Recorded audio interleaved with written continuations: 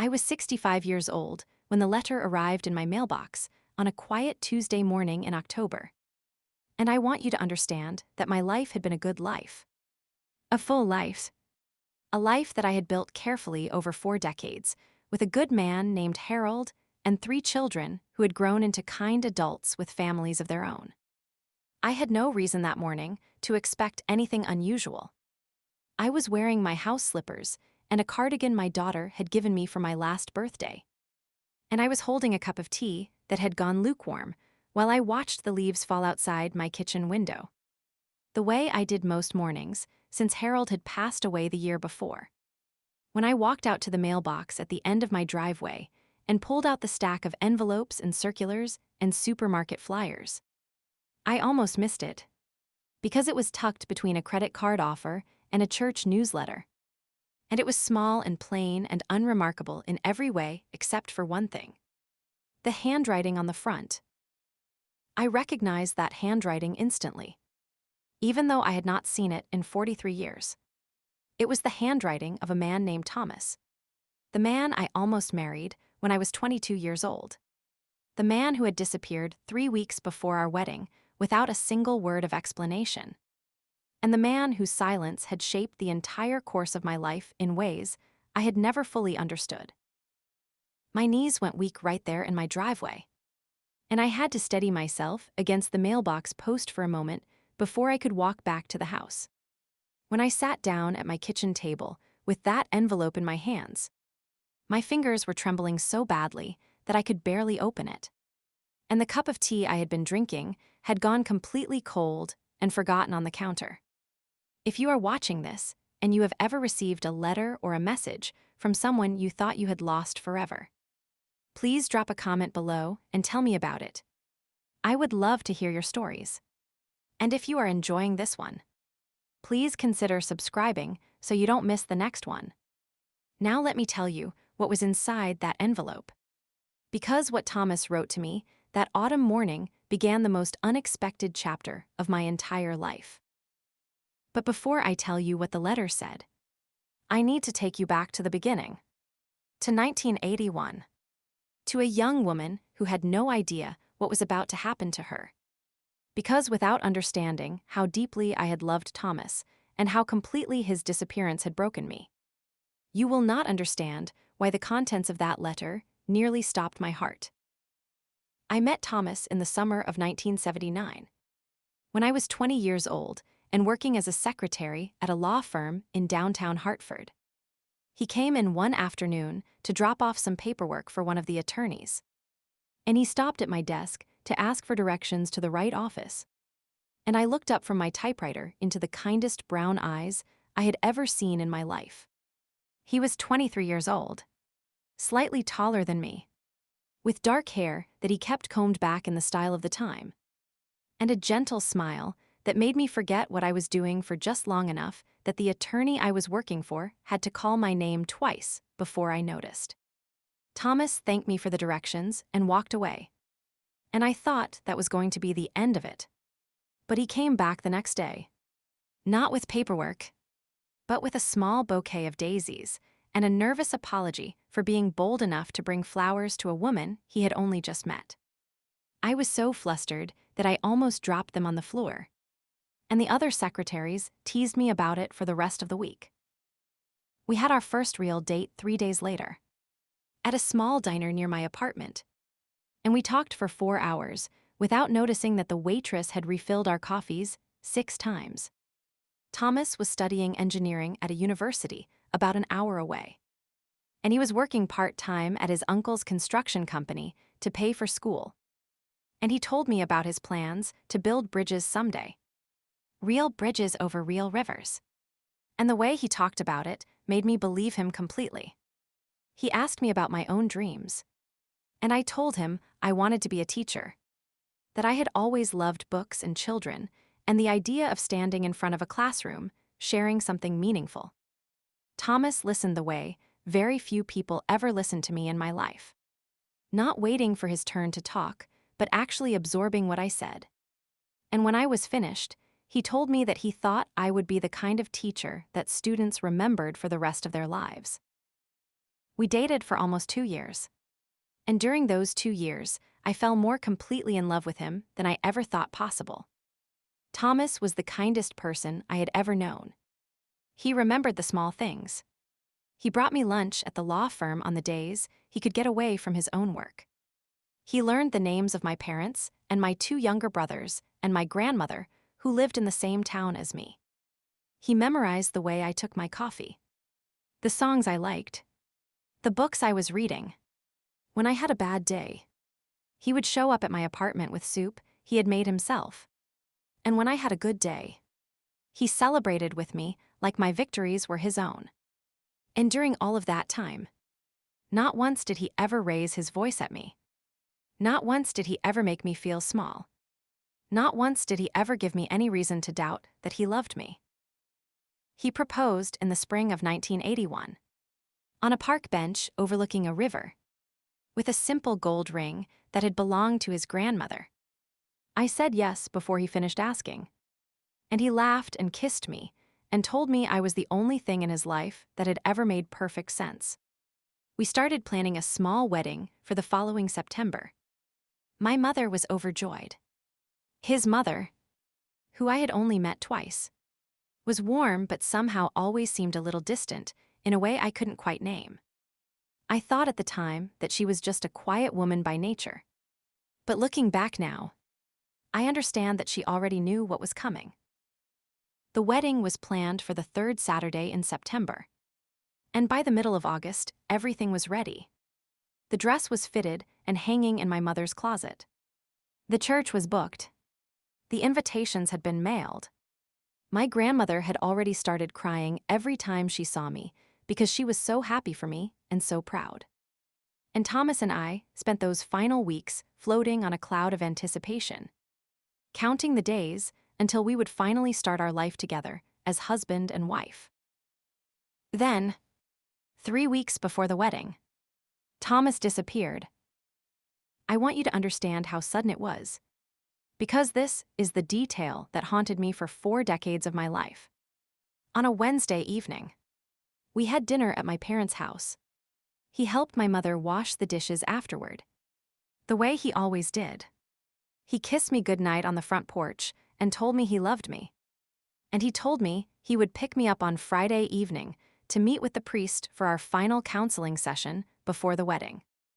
Everything was completely normal. By Friday, Thomas was gone. And when I say gone, I mean gone.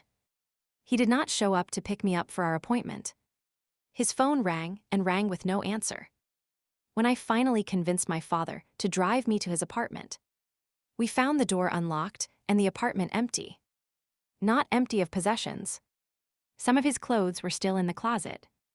His books were still on the shelves. His toothbrush was still in the bathroom. It was empty of him, as if he had walked out for a quick errand and simply never come back. I called his uncle at the construction company. His uncle said Thomas had not shown up for work that morning and had not called in. I called his mother, and she answered the phone after 3 rings. And when I told her I was looking for Thomas, there was a long silence on the other end of the line. And then she said, in a voice so quiet I could barely hear her, "I am so sorry. Sweetheart, I cannot help you." And she hung up. I tried to call her back. She did not answer. I tried the next day, and the day after that, and the day after that. She never answered again. Thomas's uncle told me a week later that he had also been trying to reach his sister, Thomas's mother, and had finally been told by a cousin that the family had made a decision to cut off contact with me entirely. He could not tell me why. He said he was sorry. He said he had always thought I was a lovely young woman. I need to stop here and tell you that I do not have the words, even now, 43 years later, to describe what that experience did to a 22-year-old girl who thought she was about to marry the love of her life. The wedding was canceled. The dress was returned. The invitations had to be recalled with phone calls to every guest, each one a fresh humiliation. My grandmother held me in her kitchen while I cried for 6 hours straight on the day that was supposed to have been my wedding day. I did not eat for almost a week. I lost 15 pounds in a month. My mother was terrified for me. And my father, who was not a man who usually showed his feelings, sat on the edge of my bed one night and cried with me because he did not know how to fix what had happened, and it broke his heart to see me suffering like that. The worst part, the part that burrowed into my soul and stayed there for decades, was not knowing why. If Thomas had told me he did not love me anymore, I could have grieved and eventually healed. If he had told me he had met someone else, I could have been angry and eventually moved on. If he had told me he was sick, or in trouble, or afraid of marriage, I could have tried to understand. But he told me nothing. He simply vanished. And his family refused to speak to me. And the silence became the only answer I ever received. And I was left to construct my own explanation in the dark corners of my own mind. And the explanation I constructed, the one I believed for most of my life, was that I had done something wrong, that I had not been enough, that Thomas had looked at the life ahead of him with me and decided I was not worth it. And that decision had been so absolute that he could not even bear to tell me to my face. I rebuilt my life slowly over the next several years.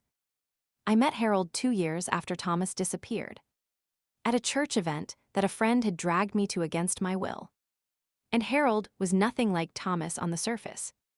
He was taller, quieter, more serious, with a steady job as an accountant and a calm demeanor that felt like coming in from the cold. We dated for a year, and when he asked me to marry him, I said yes. And I want to be clear about something important because I think it matters for this story. I did love Harold. I loved him deeply and genuinely for the 38 years of our marriage. And I was a good wife to him, and he was a good husband to me. And we raised 3 beautiful children together and built a life that was full of small joys and quiet contentment. But I would be lying to you if I said that Thomas did not live in some small protected corner of my heart for every one of those 38 years. He was the ghost at every anniversary, the shadow at the edge of every family photograph, the question I never stopped asking even when I stopped letting myself say it out loud. Harold passed away 14 months before the letter arrived. Pancreatic cancer. Quick and merciless. I nursed him through his final weeks at home, the way he wanted. And I held his hand when he took his last breath. And I buried him in the plot we had picked out together years ago. My children were wonderful during that time, calling every day, visiting every weekend, making sure I was eating and sleeping. But after the funeral, after the casseroles stopped arriving and the condolence cards slowed to a trickle, I found myself alone in a house that was suddenly too big, with decades of memories that belonged to both of us and now belonged only to me. That was the woman Thomas's letter found. A widow of 65. Still grieving. Still adjusting.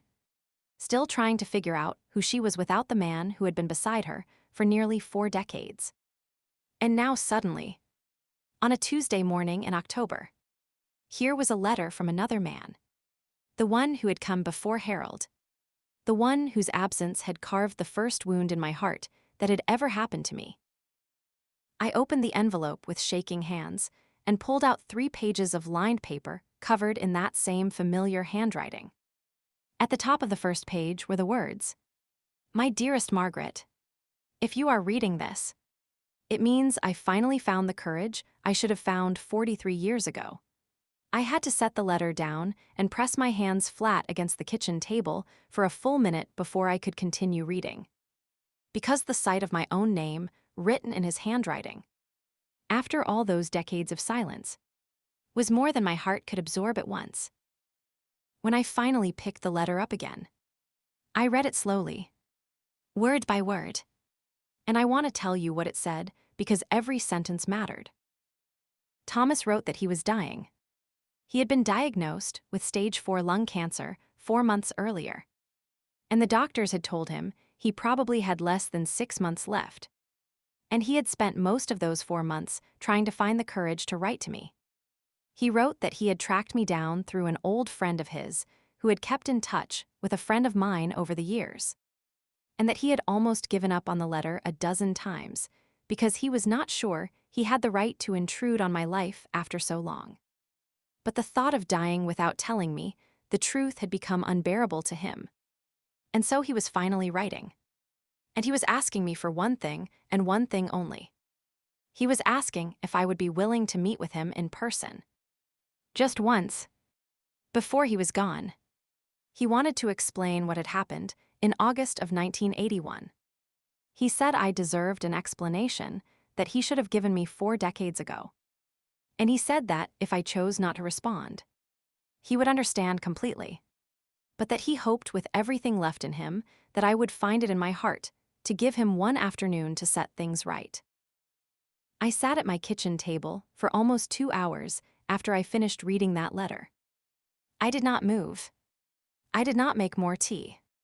I did not answer the phone when my daughter called to check on me.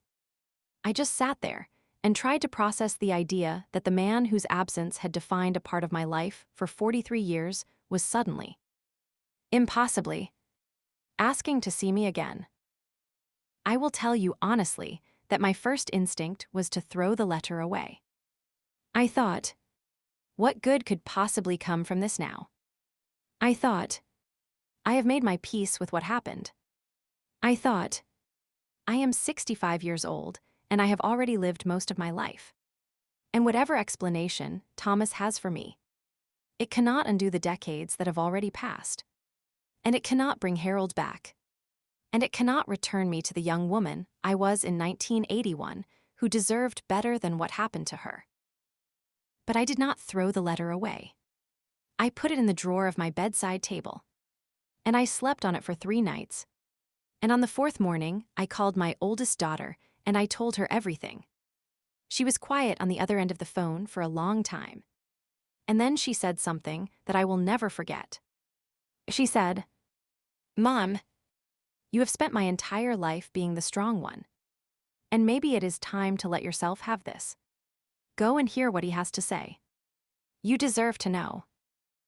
So I wrote back to Thomas, with shaking hands, and I told him yes, I would meet him. And I gave him a date and a place. And I sent the letter off before I could change my mind. We met 2 weeks later at a small coffee shop in a town halfway between where we both lived. I got there early because I did not want to walk in and see him already waiting for me. And I sat in a booth in the back with my hands wrapped around a cup of coffee I did not drink, watching the door. When Thomas walked in, I recognized him instantly, even though he had changed so much. He was thinner than I remembered, and his hair was completely white. And he walked slowly the way sick people walk when they are trying to hide how unwell they feel. But his eyes were the same. Those same kind brown eyes that I had fallen in love with in a law firm reception area when I was 20 years old. He saw me from across the room, and his face broke into the saddest smile I have ever seen in my life. He walked over to my booth and slid into the seat across from me. And for a long moment neither of us spoke. We just looked at each other. 2 old people who had once been young and in love. And the weight of everything that had not been said for 43 years was sitting on the table between us like a third person. Finally, Thomas reached across the table and took my hands in his. And his hands were cold and thin and marked with the brown spots of age. And he said, "Margaret, I need to tell you what happened in August of 1981. And I need you to know that I have thought about you every single day for 43 years. And then he told me the truth.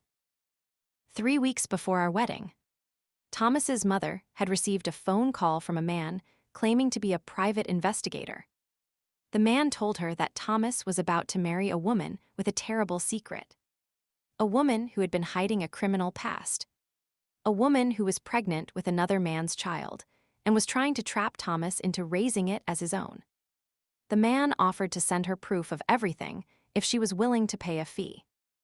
Thomas's mother, who had been suspicious of our relationship from the beginning because she thought I was not the right kind of girl for her only son, paid the man immediately.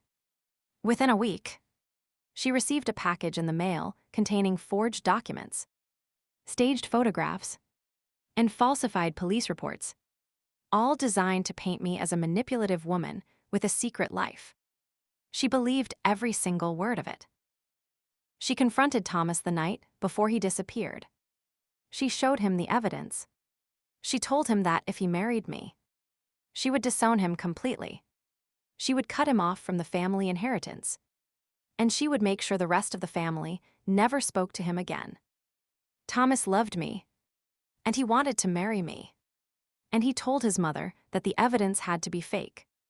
But his mother was so convincing, and the documents looked so official, and she was so certain.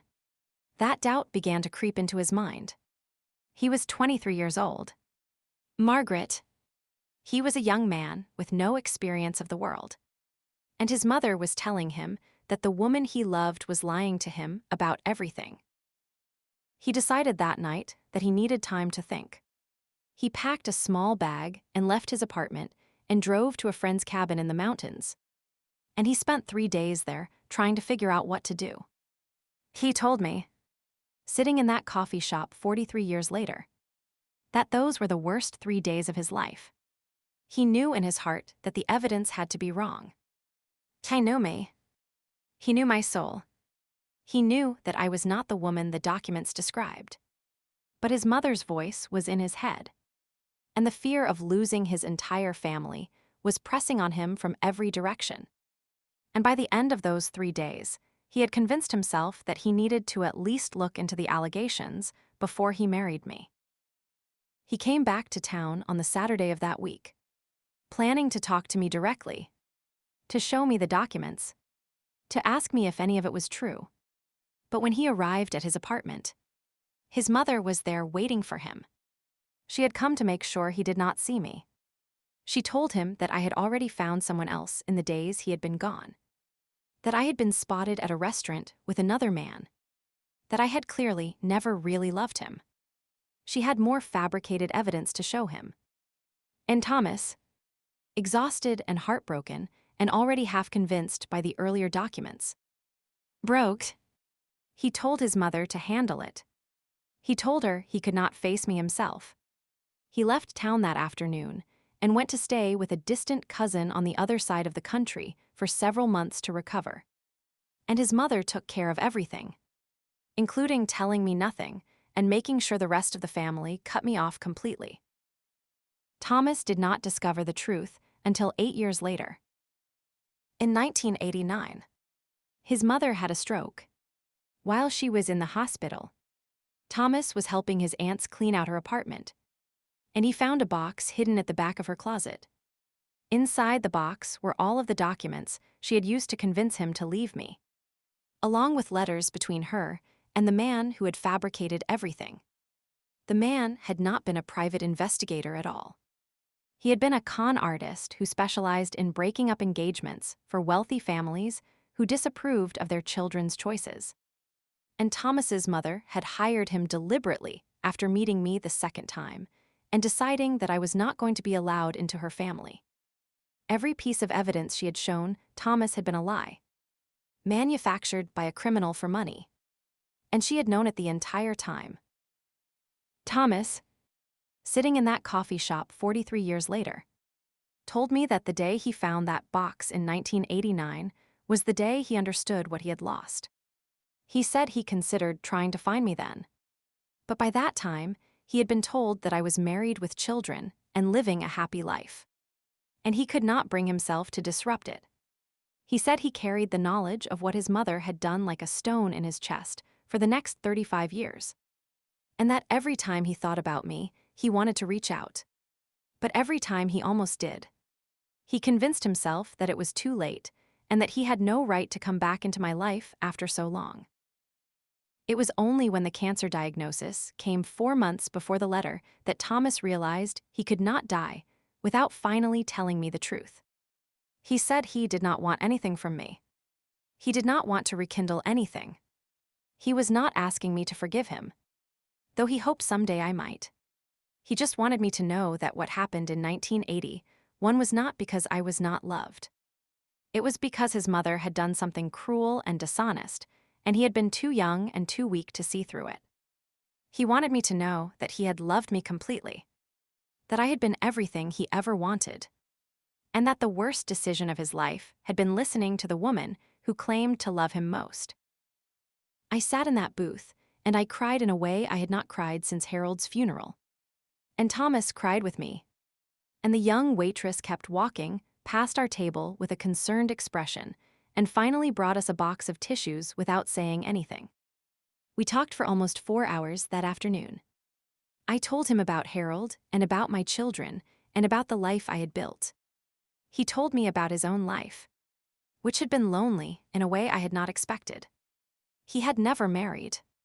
He had been engaged once, in his 30s, but he told me the woman had ended it because she said she could feel that part of his heart was still somewhere else, and that he could not give her everything she deserved. After that, he had thrown himself into his engineering career, and he had built the bridges he once promised me he would build, and he had lived a life of work and quiet and small friendships. But never love. Never love again. When we finally said goodbye that afternoon, we both knew it would probably be the last time we saw each other.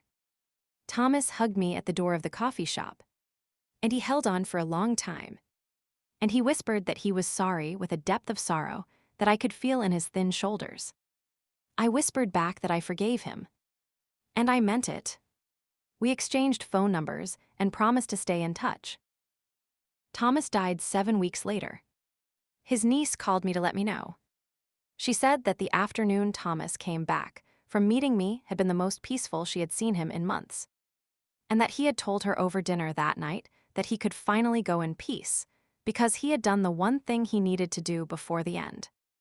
She also told me that Thomas had left something for me in his will, a small wooden box that contained letters he had written to me over the years but never sent, and that she would mail it to me as soon as she could. The box arrived 2 weeks later.